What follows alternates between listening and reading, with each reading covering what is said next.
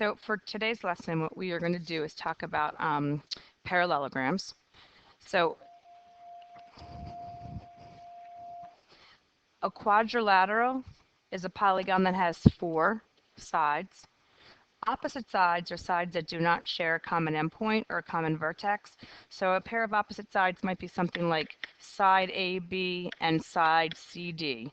Another pair of opposite sides could be side BC and side AD. If we talk about consecutive sides or sometimes adjacent sides, they do share a common vertex. So one pair of consecutive sides could be like AB and BC. Another pair could be like AB and AD. And there are other consecutive sides, but that's enough. I think you probably will get that. Opposite angles are angles whose vertices are not consecutive. Okay, so we're looking for vertices who are not consecutive. And that would be something like angle A and angle C. They're opposite angles. Angle B and angle D. They are also opposite angles. If you're consecutive or adjacent angles, those are angles whose vertices are consecutive. So in this case,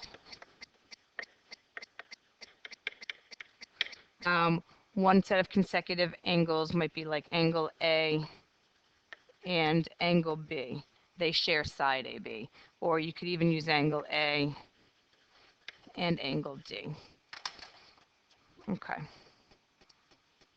A parallelogram is going to be a quadrilateral, and by definition, it's a quadrilateral that's got two pairs of opposite sides that are parallel. That's the definition for parallelogram. So what that's saying is this side's parallel to this, and this side is parallel to that. There's a whole bunch of properties of parallelograms also. The first property is this. I'm going to kind of erase things as I go. But the first property of a parallelogram is the diagonal of a parallelogram divides that into two congruent triangles. So what ends up happening is when I draw in a diagonal, for example, if I go here to here, it turns out that I've got congruent triangles because one thing that ends up happening is opposite sides happen to be congruent and opposite angles happen to be congruent. So this side is congruent to that, where this side's congruent to that side, and this would act as reflexive. So therefore, the two triangles happen to be congruent. So maybe I should have put opposite sides first, and then the diagonals are two congruent triangles next. So it shouldn't really matter. The opposite angles being congruent would just mean that this guy has the same measure as this guy, and this whole angle has the same measure as that whole angle. Consecutive angles being the case, we're going to skip the fourth bullet for a second, but consecutive angles happen to be supplementary. Remember, when you've got parallel lines and you've got same side interiors, it's kind of what we have. Those are actually supplementary angles, same side supplements. So diagonals, this is the one property that's kind of not interesting, but the diagonals, while they're not congruent to one another, it turns out that they bisect each other. Okay, so diagonals bisect each other. They are not congruent, they just bisect each other. So if you find quadrilaterals that have any of these properties, the quadrilateral has to definitely be a parallelogram. That quadrilateral could be, a specific parallelogram, a square or a rectangle. It just depends on what we're finding out about it. Okay. So here's some math that you can do with this whole parallelogram bit. If you've got a parallelogram ABCD, when you draw your parallelogram, whatever corner, whatever vertex you start from, you have to go around consecutive, around in either clockwise or counterclockwise in consecutive order. So if I start down at A and I call this B, I have to call in the clockwise angle C and then D. You can't, what I'm trying to say basically is you can't do something like this, and I'm going to erase it in a second. But if you call this and you call A and you call that B, you cannot call this thing C. You can't do that. You have to go around in consecutive order always. All right, so you got to label your sides in consecutive order, your vertices. So there's our A, B, C, D. A is 3x minus 60, and C is 40 minus x. They want you to find the value of x and the measures of each angle. Well, these are opposite angles. Opposite angles are congruent.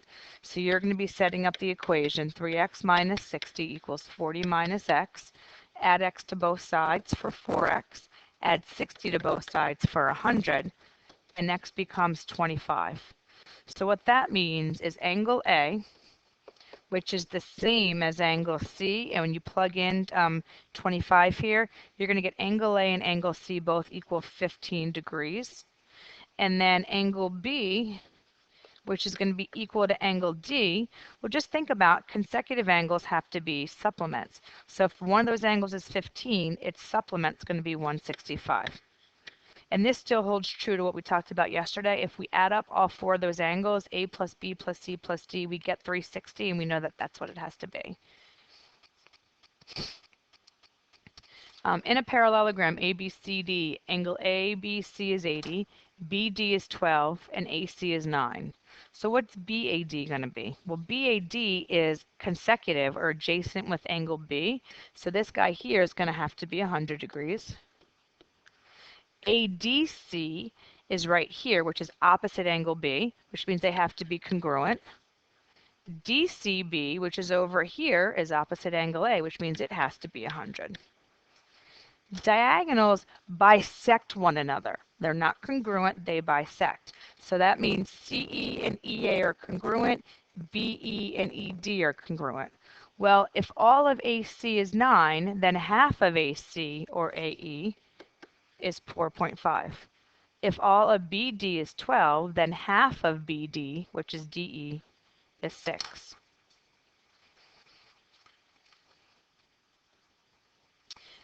Angle Q is 3x minus 5, and R is 4x minus 25. They happen to be consecutive angles. They're supplementary. If we find them and solve for x, we can find S and P. So we're going to get 7x minus 30 equals 180. And then what ends up happening is 7x equals 210, and x equals 30. When you start plugging that in, you know now that angle Q, which is going to be the same as angle S, is going to equal 85 degrees.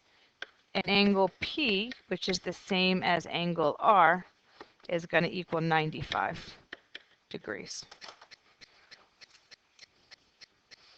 Okay, next one. If one angle of a parallelogram is 24 degrees more than 3 times the measure of the adjacent angle, find the measure of the angles of the parallelogram.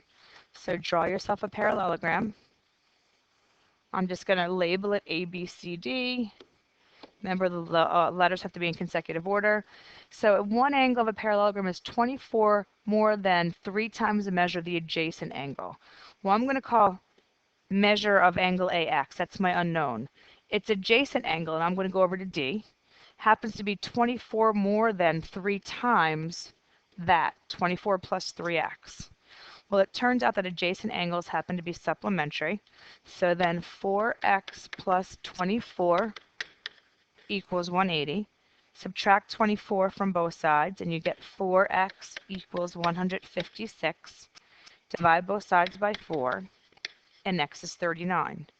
So it turns out that angle A, which is opposite from angle C, they're both going to be 39 degrees.